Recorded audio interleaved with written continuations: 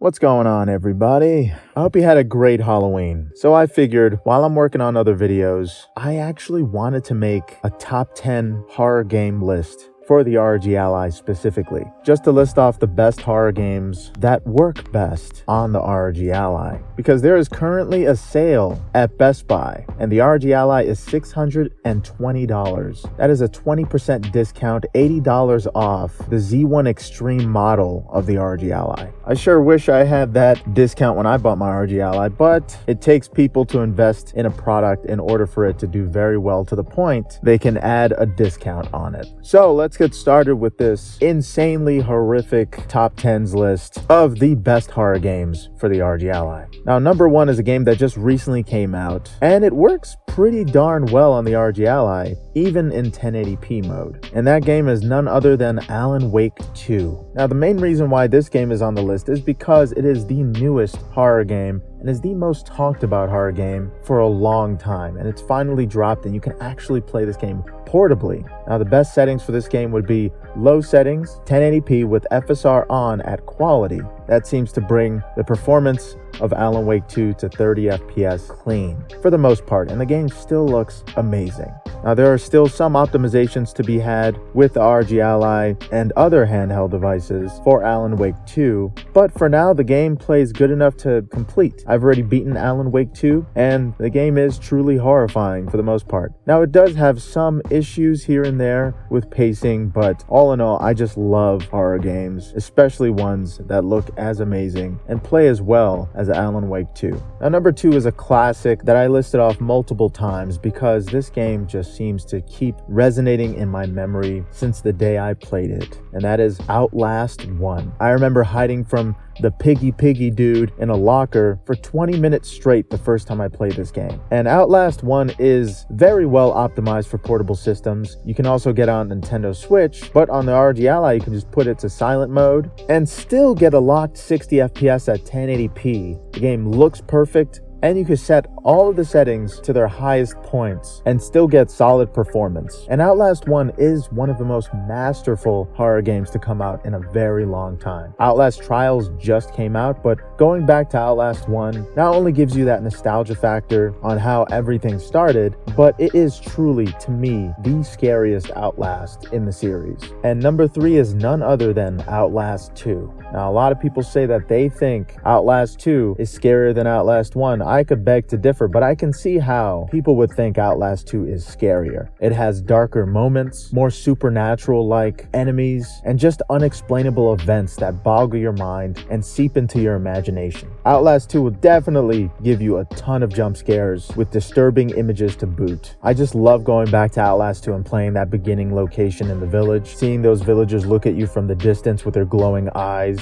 and just backing up into wherever the heck they're going. And Outlast 2 in performance mode at 1080p plays absolutely perfect on the ROG Ally without touching any settings and leaving it at default. Now, number four is a game that a lot of people didn't consider to be as horrifying as maybe the other games on the list, but to me, Resident Evil 2 Remake still terrifies me, especially while playing on harder difficulties. I think the survival horror aspect of this game is something that everybody should experience. And on the ROG Ally, you can play it at 1080p, 60 FPS in performance mode with no problems. Just make sure you turn the rendering setting to interlaced so you can play at a clean 60 FPS or even higher in some locations. And of course, Resident Evil 2 Remake is near and dear to me, and right now it is the top-selling Resident Evil game in the entire series. That's including Revelations 1 and 2 and all the other spin-offs. And this is absolutely a title that everybody should be playing. But if you haven't gotten your hands on Resident Evil 2 Remake, I highly recommend it, and I just can't recommend it enough.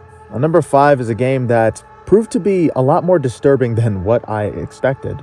A Plague Tale: Innocence is a story about two children, essentially, that are trying to survive a terrible plague. And this plague is eating up animals and people in the town. And these two children have to witness all of this throughout the game. This game does not hold back on going all out, regardless if the two main characters are children. I find that to be extremely disturbing and probably accurate to what happened in the past with the Black Plague. And if you don't like rats, then this game is going to horrify you even more, because there are a ton of rats in A Plague Tale. Now, speaking of horror games having to do with children, there are a lot of those those type of games, I could add like Limbo, Inside, or any other game like that. But in terms of horrifying images and just disturbing storylines, a game I recently finished on the ROG Ally is called Bramble the Mountain King. Now, I've seen a lot of videos on this game online, and I thought they were just fan-made kind of videos that modded or altered the game in any way because it looked way too disturbing to be real. But I played and completed Bramble the Mountain King on the ROG Ally specifically, mostly docked, because you're going to want to really jack into this experience and take it all in. This game plays at 1080p, 30 to 60 FPS with high settings in turbo mode and medium settings in performance. And for the best FPS, I do recommend playing on medium settings in turbo mode because there's going to be a lot of reactive situations in the world of Bramble the Mountain King.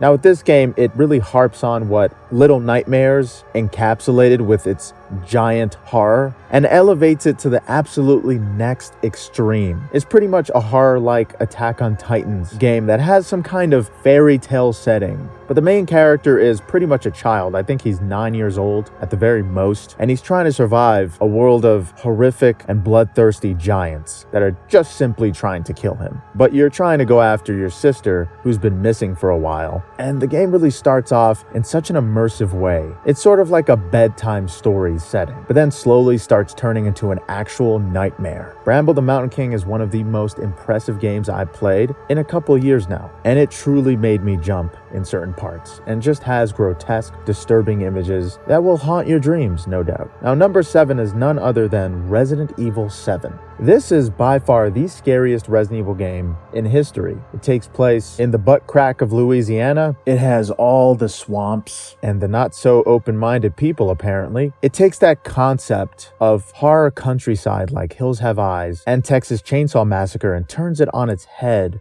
with a biological twist. Resident Evil 7 is by far the most creative and horrifying Resident Evil in the series, and I don't want to spoil too much, but you're going to have to deal with a lot of disturbing body horror that surprisingly has a lot to do with family. Unlike the rest of the Resident Evil games, aside from number 8, Resident Evil 7 is the first mainline Resident Evil that is in first-person mode. So you can take in all of those sweet, sorrowful, disturbing images with as close of a perspective as possible. There's even some type of paranormal activity going on in Resident Evil 7. You get everything with this game. And number 8 on the list is, of course, Resident Evil Village, which is actually Resident Evil 8. Now, this game has something different from Resident Evil 7. It doesn't deal with any family or anything like that. It does deal with some type of family, but they're not actually related. They're just a bunch of freaks that have incredible powers, unimaginable, disturbing powers that can transform everybody into apparently werewolves. And surprisingly, the werewolves are pretty scary for the most part. But most of all, in the later chapters, Resident Evil Village pretty much fights for first place to be the scariest Resident Evil game in the series. But for the most part, this game has a lot of action elements, but you can find a lot of horror in this game as well, especially with the Winter's expansion pack. There are certain scenarios that take place in Resident Evil Village that will no doubt haunt your dreams. And I know I keep saying haunt your dreams, but there's nothing else that can describe what you see in Resident Evil Village. I mean, there's even mods to take out certain creatures in this game because they're so terrifying. And I'm sure you've seen it, but you have to experience it for yourself if you haven't in Resident Evil Village. Now, I'm mentioning these games a lot, but number 9 has to be Resident Evil 4 Remake. This game just recently came out. It is one of the newest and dopest horror games in recent memory. It takes everything that Resident Evil 4 original was and makes it darker and scarier. There are certain images and enemies in this game that the developers changed enough to make even more horrifying than they were in the original. Even though Resident Evil 4 Remake is primarily an action title, there are plenty of jump scares and terrifying moments to classify this game as a true survival horror title. In fact, long ago, it redefined